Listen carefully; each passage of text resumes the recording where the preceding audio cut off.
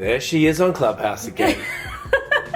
Busted. Oh yeah. Okay, let me turn Clubhouse down. Hello guys. I was in a YouTube room. Yeah, you right. Dropping gems. I was just trying to talk to You the might have people, to dip out. Talk about keyword. We're probably gonna have to leave. I'm gonna let them know actually that we're leaving to go film this video. Yes. Guys, as you requested, we are going to be filming how we got to 10,000 subscribers in 1 year on YouTube. Actually, we made it to 11,146 subscribers. So on January 5th, we made the goal to go from 727 subscribers to 10,000 subscribers on December 31st, 2020. And on December 31st, we had hit 11,146 subscribers. So today we are going to take you guys through exactly what that journey looked like. But we're gonna go sit over in our set. Yeah, have to. And we'll be back to you in a sec. Stay tuned.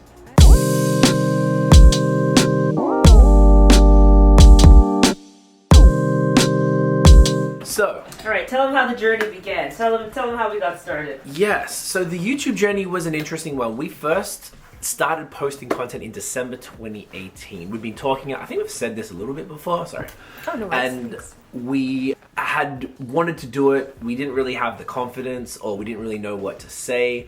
So what we decided to do, we posted a trailer in December. Hey guys, welcome to our YouTube channel. We are the co-founders of High Season, a social media agency based between Toronto and Montreal, Canada. And everything else we posted were vlogs. As you can, if you go to the channel, you'll be able to see them. So the idea was that, well, you know what, we're actually working with clients. We're doing some pretty fun stuff. Why don't we just show people what we do? Yeah. And, you know, how we do our trip out there, how we stay productive on the road, how we, you know, actually work with our contractors and photographers and create content and the meetings. And just very day in the life. Type stuff too, which in hindsight was probably a little preemptive because people hadn't really bought into us yet and didn't really know what we were about. That was what we did to start off. Then in 2019 we started doing content that was a little more thoughtful, and we were basically shooting video versions of our blogs. Yeah. We thought that would be a great way to start topics, and we could embed that video in our blog post, which gives our blog post more value. And, you know, there's a written version if people see the video first, so on and so forth. Yeah, exactly. And they get to choose. You know, you get the option to choose to consume content in whichever way. So repurposing, you know, we're big fans of repurposing. Absolutely. So that did make sense. So we did that for a bunch of 2019. Yeah. Another thing and sporadically. Yeah, very sporadically. Very we were not sporadically. consistent. So we did not have a consistent schedule at all. We were just kind of posting when we posted and edited. Yes. So 2019, 2018, that's what things were looking like. Very sporadic, very random. And then in 2020, we decided to get smart and create smart goals. Yes. So we decided to create the goal of hitting 10,000 subscribers, and with that we had to obviously create tactics around how we're going to get that, because it's one thing to say, hey, I want to get this number, but it's another thing to say, these are the steps I'm going to take to get there. So we want to share what we did with you, so hopefully it inspires and helps you on your journey to getting whatever amount of subscribers that you want, because a lot of these things are obviously still in motion and we're still seeing growth. But when we're filming this video, I think we're at like 11,600 subscribers, something like that, which is great. And we're in January, so we definitely surpassed our initial goal, and our momentum is continuing to keep up. So one of the first things we did to get smart that helped us get 10,000 subscribers on YouTube was research. That is huge. This is what's great about YouTube, right? Yeah. YouTube has the answers to a lot of the things you want to know, because everybody is filming a video on everything, and there are people out there filming YouTube videos on how to be successful on YouTube. Great. So meta, and started really doubling down on that. You're doing the right thing right now by watching a video that's teaching you how to grow on YouTube, or giving you the perspective from people who have also grown on YouTube. So a really big thing was, I really took the stalking onto this. I really took the real obsession onto this. I really started looking out for YouTubers who were doing well in the space, teaching people how to grow on YouTube, and obviously had like the data to back it up. Just like every social media platform, YouTube has an algorithm, so if you want to play on this field, it's super important that you understand how the algorithm works. So I definitely want to say Sunny Letterdoozy, if you're looking for channels to watch, Sunny Letterdoozy, she doesn't really film about YouTube or talk about YouTube as much now, but she did in the past, and she has a lot of great videos of content on her channel, so definitely check that out. Catherine Manning is another person that I learned a lot from in terms of like how to be smart about YouTube, so definitely recommend those two channels as well. I would say those are the two you probably saw me watching the most. Those were the main ones I think I saw you. Yeah, mostly on watching. paying attention because there's a probably lot of good content. Sporadic ones here Exactly, and and some like with Catherine Manning, even I kind of watched her grow at the same time as she was applying the things. So it really shows that what she was putting into action actually worked. Right. And those were the same tests that I would be applying to our channel too. Yeah. So definitely go out and research, look at other people who are experts in this area and see what they have to say about growing on YouTube. Yeah. You know, you need to soak up that knowledge, and that's going to let you be able to know and make educated guesses and tests. Yeah, and I was going to say as well, just on that. You're going to say piggyback? But you didn't want to say I didn't piggyback? want to say it because we've been on Clubhouse too much. Clubhouse is always piggyback on that. I know. It's such a corny thing, but it's become the vocabulary of the platform. Because it's actually the professional vocabulary. Yeah, That's what it is. Shouts to Clubhouse. We'll be having some rooms soon, so stay tuned. As you probably noticed, we didn't do any content about YouTube until now. Yeah. Because I felt like, you specifically asked for it now, but we also didn't feel like we were experts yet on that. Like, hitting 10,000 to a degree shows that you know what you're talking about, right? Like, we are able to put something into practice. Yes, exactly. And like get it done. Like, if we're telling you how to grow on YouTube with 8 subscribers, it probably wouldn't make that much sense, right? You wouldn't believe us. So yeah. And coming off of that, actually, so yes, coming off of that, the second way, or the second thing that contributed to helping us grow on YouTube was becoming obsessed with optimization. Yeah. Optimization is so key on YouTube. It's what's going to determine where you show up and how you show up. So when we're talking about the home page and having your video show up there, coming up in the recommendation or on the suggested on the right hand side or after another video, coming up in browser, even coming up in Google search. Optimizing your videos is going to be so key to your growth, and that is the major contributor of our growth on YouTube. So when I'm talking about optimization, I'm talking about your titles, your thumbnails, your description, the tags that you're using, and really making sure your keywords are showing up in there. So understanding what keywords you want to rank for and making sure that all your content is just enveloped in that keyword. And that can go for any channel, really, or any type of topic. Like, obviously here we're speaking about Instagram the most, but we're actually going to start speaking about YouTube more. We have a YouTube series that we're actually planning out now, so if you want to hear more of our perspective and more of our tips, be sure to subscribe and hit that notification bell, because since you asked for it, we're like, okay, we're going to deep dive even if the algorithm doesn't know us for YouTube yet. Correct. That's where the research comes in, is that you were researching so heavily and you were understanding the trends, what people are searching for, and then what exact phrases or keywords or sequence that people are actually searching for, and then seeing what other videos come up like that, and then you can make your videos based on those, not copy them. A lot of people are straight copying, and that's not cool, because I don't even think it's going to work. No, it's how can you present it in a way that makes sense for you. How could you further enhance the video or add a different perspective? And your keywords reflect that, but don't copy videos and don't copy people's titles and things like that. It's not a good look, guys. People done that to us? They have, haven't they? Yes, we've had people who've straight up just copied. It's fine. Our keywords, everything. But like, come on. So it's not a good look. You have to be yourself and be authentic to yourself. Yeah. But you can create and be inspired by, and then put your own spin on it, or your own twist on it. 100%. One really great tool for helping us optimize our videos was TubeBuddy. TubeBuddy is really great. It helps you optimize your videos, gives you tags, helps you with coming up with the titles, and also just lets you see how things are ranking. We have, this is not sponsored, we have a link to TubeBuddy. It is an affiliate link though. I have a link to TubeBuddy in our description below, so definitely check them out. They have been key to helping us optimize our videos, and I definitely recommend that tool. The next thing we did to grow by 10,000 subscribers on YouTube was study the competition. Now, it's actually not really competition here. No, not really. Because YouTube is so vast and everybody's so much of an individual that you're never really competing against each other. No. Like, we don't view someone else who's creating videos on Instagram growth, for example, to be a competitor of ours, because we're all going to have different audiences, or our audiences are all going to watch all of us and pull out whatever pieces of information makes the most sense for them. Like, I was watching, as I mentioned, Catherine Manning and Sunny. I don't view them as competitors. I just got information from both of them. But in terms of when you're starting a business or you're entering in any field, you're always looking at the competitive landscape. So who are people in that area who are going to be doing the same thing as you, and what's working for them? So this was also key. So on top of doing the research from people who are telling us about how to grow successfully on YouTube and becoming obsessed with optimization, we started looking at, okay, what's already performing well on the platforms? Yeah. What are other people doing well? What do audiences want to know? And how can I chime in on that or provide perspective on that? So we looked at what videos were ranking really well and then created our own spin on those videos. So again, not copying, just like what we were saying before, but at least you know what people are asking for. Yes. You know, you don't want to create something that is not valuable to anybody. And I think there's some people who are even more perfectly positioned for this, like family channels, for example. Like challenges and pranks and stuff? Exactly. So if you're like a family channel, if you're a beauty artist, makeup artist, or anything in that field, anything where like you can jump in on a challenge or tags, like that is what's really going to help you skyrocket and draw attention to you. Because remember, when you're creating videos surrounding a certain topic, if that topic is trending, you get to take that benefit of trending along with that topic. Look at the people who are performing well and who are already getting the numbers that you want to get, and see how you can create similar videos too, or participate and hop in on the video trend that's happening in order to draw extra attention to yourself. And that was very, very key for us as well, knowing what's out there and seeing how we can put our spin on it. Another thing that helped us grow by 10,000 subscribers on YouTube in 1 year was to niche down. So people watching our channel probably would have noticed that we essentially exclusively talked about Instagram growth and everything surrounding that.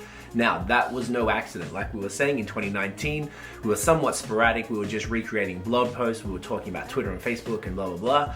Now, what we decided to do was look at how the videos are performing, and the ones that performed the best with the most comments, with the most views, were always about growing on Instagram. Yeah. So we were like, okay, well, let's pay attention to what the audience is asking for, and we continued to do that. It was never intentional. We didn't start the channel to only talk about Instagram growth, but that's what the audience wanted. All the questions that were left on the YouTube comments and also via mostly our Instagram, I guess, were always asking about Instagram growth. No one talked to us about Twitter or Facebook or Snapchat no one was or interested. Literally anything. Clubhouse TikTok, is only nothing. the other thing that we've actually seen as much interest in as we have with Instagram, which is very interesting. The niche down, it's the same as any platform. The same thing that we tell you as with Instagram, right? YouTube, again, this is a social platform.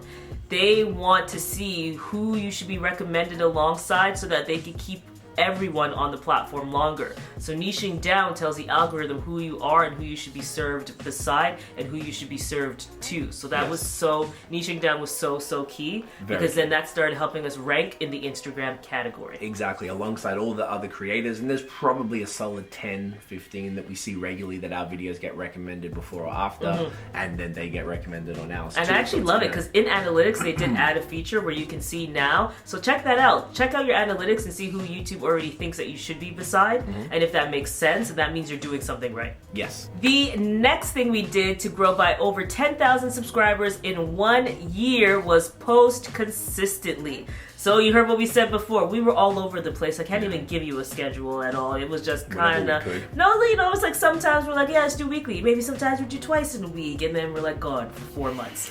You know, it was just terrible. It was all over the place. Yeah, we have some really long gaps in between them, which is why we have such a small amount of videos covering those first 2 years. And that's why we only ended up with 700 subscribers at the end of the day. Because we didn't have strategy. And it's so fascinating to see as soon as you really start applying something consistently, because it's what we always say, right? Consistency is key. As soon as we started applying a consistent strategy to YouTube, we saw that 10,000 mark happen. So it just really proves, if you really put forth the strategy and you commit to it, what can happen. And of course, there are like things that can get in the way. Like, we're a very busy agency, so we did miss out on a week here or there. I don't know how many. In the end, I think we had more than 52 videos. Because we did the 7-day challenge. We did the 7-day challenge. That was fun. You can check that out there if you want to see like a little type of vlog. That was fun. Vlog experiment there. And that was with experimenting, but we probably will never post every day ever again. It was a lot.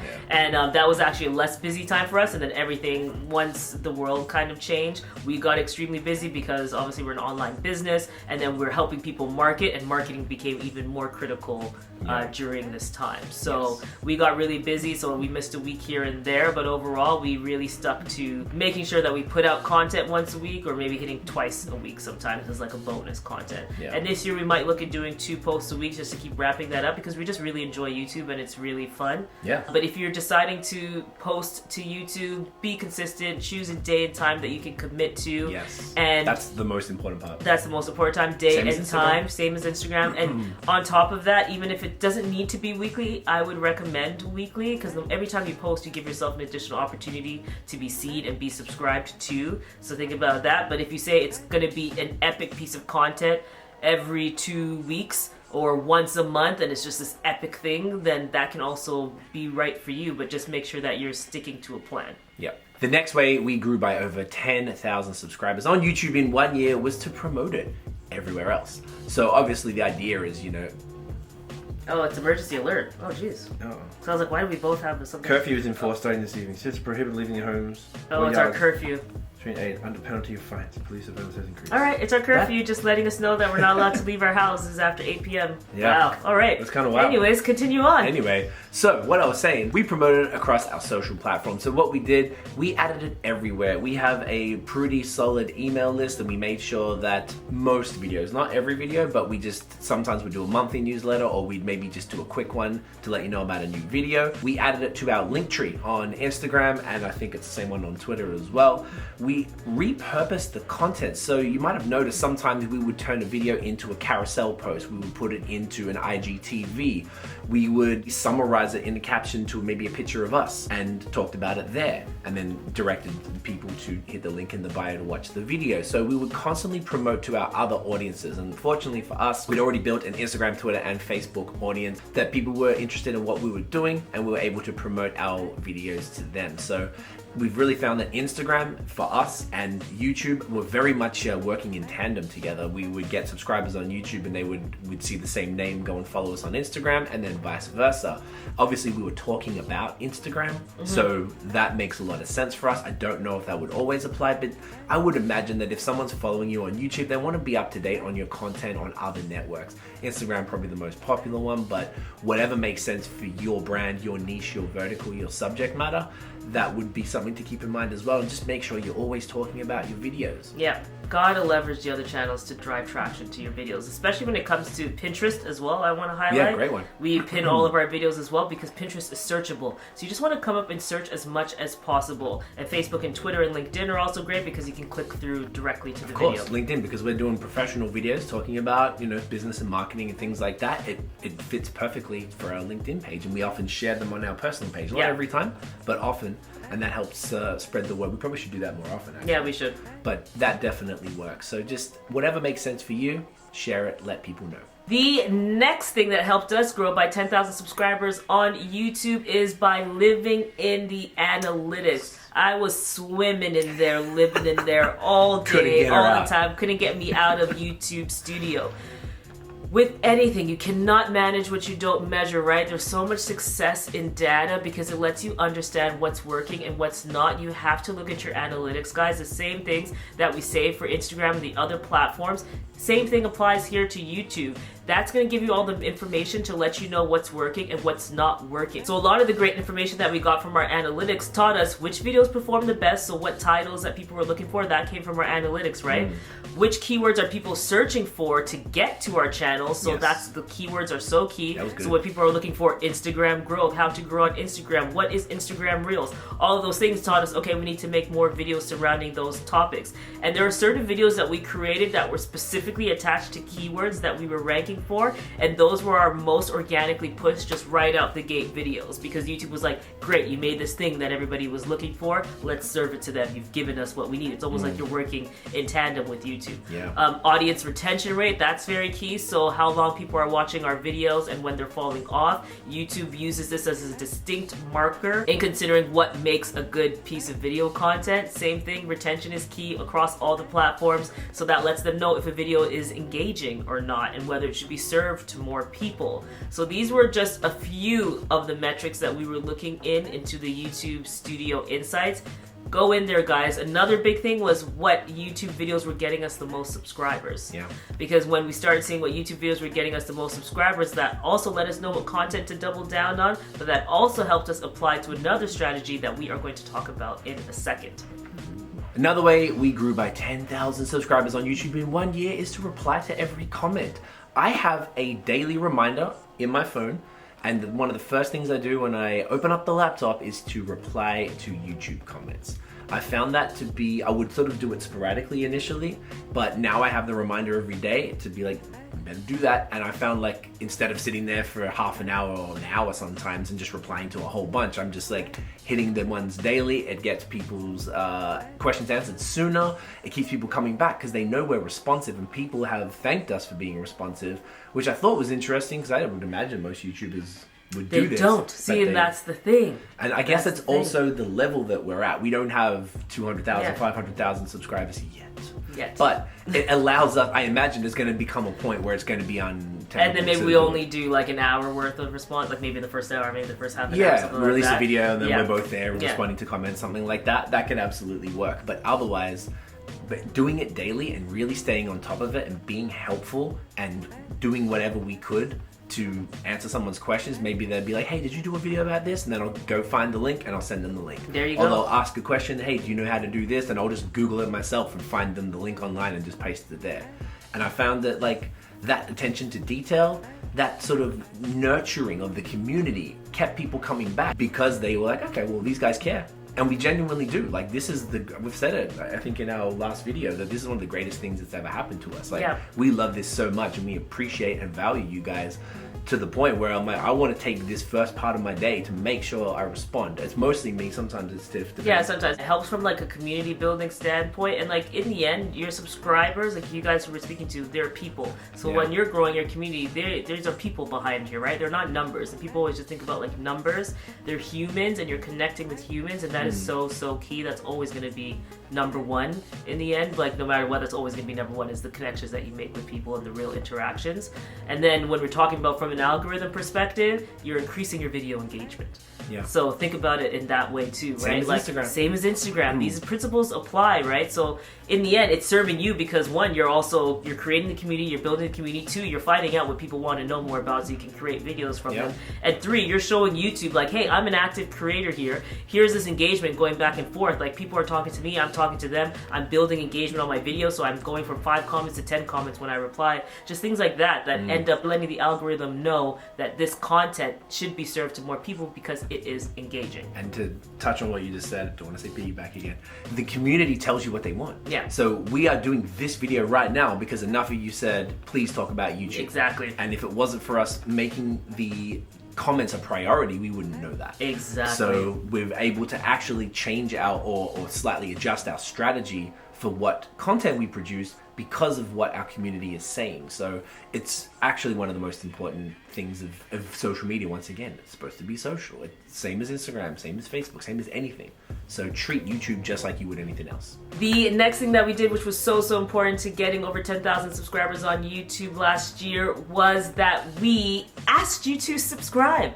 Right? Constantly. You don't get what you don't ask for, right? So we were asking you guys, hey, at the end of every single video, if you like this video, hit the thumbs up, hit subscribe below, and hit that notification bell. That was because sometimes you just have to tell people to remind them to do what you want them to do, right? Like people are only going to do things usually if you ask. Sometimes like we look at it, the content's so good that you just might subscribe in the middle of it because you love what we're saying and it's just like so fire that you're like, all right, I'm gonna hit subscribe. And another thing is that often if you look at the actual stats for each video, it'll tell you how many of the viewers or the percentage of viewers who are watching have actually subscribed to your channel. So, you know, often it's around 50-ish% from what I've seen on most of the ones that we've looked at. It's not something we check often, but the idea is that because only half the people who are watching have actually subscribed, you got to remind people to subscribe. And on that note, for those 50-odd% or whatever it might be for this video, if you haven't hit subscribe, you know what to do, mate. Hit that little red button. Make sure you're reminding people. It's any sort of call to action. Just like on Instagram, once again, tell people what you want them to do. Another way that we grew by 10,000 subscribers in 2020 on YouTube is to use ads. Just like on Instagram, just like on Facebook, using ads via the Google AdWords platform, I think it's just called Google Ads now actually, something like that, they changed it recently, is a super great way to do it. They make it pretty straightforward.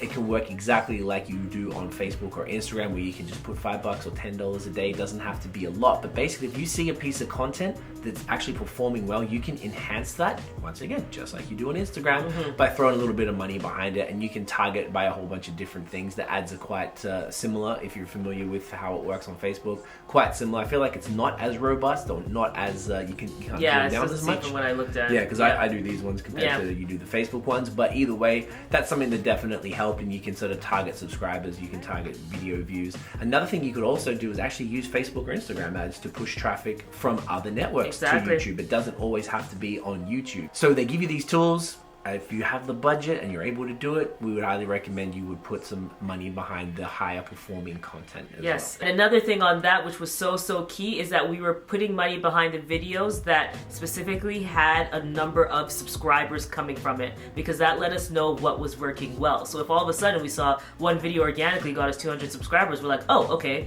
this is some predictability. If we put this video in front of more people, then they're likely going to want to subscribe as well, because the content resonates with them. So the content is obviously key. Look at your analytics. It always comes back to looking at your analytics to see what's working and what's not. Absolutely.